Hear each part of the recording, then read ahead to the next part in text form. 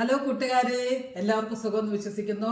ഞാൻ ഇപ്പം എൻ്റെ തൊറാസിക് സർജറി യൂണിറ്റിലുള്ള ഞങ്ങൾ ഫ്രണ്ട്സ് എല്ലാവരും കൂടെ കൂടിയിട്ട് ഓണം ആഘോഷിക്കുന്ന ദിവസമാണിന്ന്. ഞങ്ങൾ കാത്തുകാത്തിരുന്ന ദിവസമാണ് ഈ ഓഗസ്റ്റ് 23 എന്ന് പറയുന്ന ഡേറ്റ്.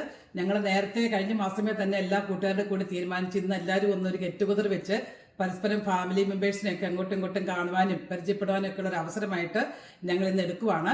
ഒത്തിരി പേരുടെ ഫാമിലിനെ ഒന്നും ഞങ്ങൾ അങ്ങോട്ടും ഇങ്ങോട്ടും ഒന്നും കണ്ടിട്ടില്ല. അപ്പോൾ ഞങ്ങളുടെ MD വർക്ക് ചെയ്യുന്ന P7-ലെ ഞങ്ങളുടെ മലയാളി ഫ്രണ്ട്സ് എല്ലാവരും ഇന്ന് ഓണം ആഘോഷിക്കുന്നതാണ്. അപ്പോൾ ഞാൻ ഓണം ആഘോഷിക്കാൻ വേണ്ടിയിട്ട് പോകുമ്പോൾ ഞങ്ങൾ പോട്ട്ലക്കാണ് ഗൈസ് പറഞ്ഞിരിക്കുന്നത്.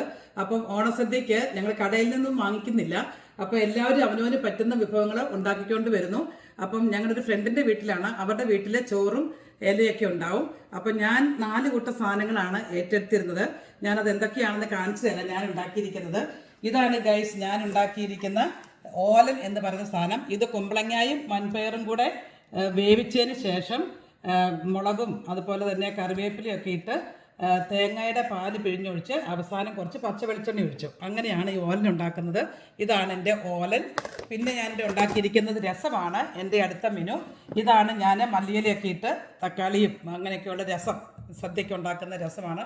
ഇതിൻ്റെയൊക്കെ കൂട്ട് ആർക്കെങ്കിലും അറിയണം എന്നുണ്ടെങ്കിൽ റെസിപ്പി വേണമെങ്കിൽ പറഞ്ഞാൽ മതി. ഞാൻ ഡീറ്റെയിൽ ആയിട്ടുള്ള വീഡിയോ ഇടുന്നതായിരിക്കും. പിന്നെ ഇന്ന് എനിക്ക് സമയമൊന്നും കിട്ടിയില്ല കുക്കിംഗ് വീഡിയോ ഇടാനായിട്ട്. കാരണം രാവിലെ എനിക്ക് പേർലാൻഡിലൊരു ഓണസദ്യ ഉണ്ടായിരുന്നു.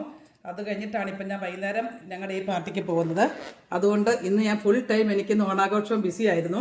അതുകൊണ്ട് ഒന്നിൻ്റെയും വീഡിയോ പിടിച്ചിട്ടില്ല. ഇതാണ് ഞാൻ മെഴുക്ക് പുരട്ടി വെച്ചിരിക്കുന്നത്. വെണ്ടയ്ക്ക മെഴുക്ക് പുരട്ടിയാണ്. പിന്നെ ഇതിന് പച്ചമുളകും ഉള്ളിയൊക്കെ അരിഞ്ഞിട്ട് എണ്ണയ്ക്കകത്ത് വറുത്തെടുക്കുകയാണ് ചെയ്തിരിക്കുന്നത് വേണ്ടത്.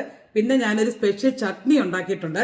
അപ്പോൾ ഇത് മല്ലിയില ചട്നിയാണ് ഉണ്ടാക്കിയിരിക്കുന്നത്. മല്ലിയിലയും തേങ്ങ, പുളിയ, അതുപോലെ തന്നെ കുറച്ച് ഇഞ്ചി, പിന്നെ ചെറിയ ഉള്ളി, പച്ചമുളക്, കറിവേപ്പില, ഇത് ഉള്ളിയോ ഉപ്പൊക്കെ ചേർത്ത് എല്ലാം കൂടെ കൂടി മിക്സിയിൽ അരച്ചിരിക്കുന്ന ഒരു മല്ലിയില ചട്നിയാണ്.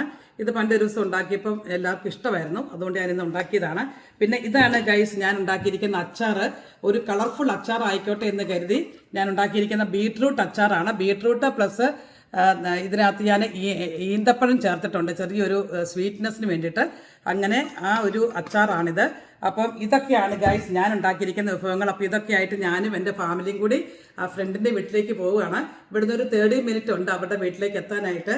പറ്റുന്നുണ്ടെങ്കിൽ ഞാൻ അവിടെ ചെന്ന് കഴിയുമ്പോൾ ഒരു വീഡിയോ പിടിക്കുന്നതായിരിക്കും. അപ്പോൾ വേറെ വീഡിയോ ആയിട്ട് വരുന്നത് വരെ ബൈ ബൈ, ടേക്ക് കെയർ.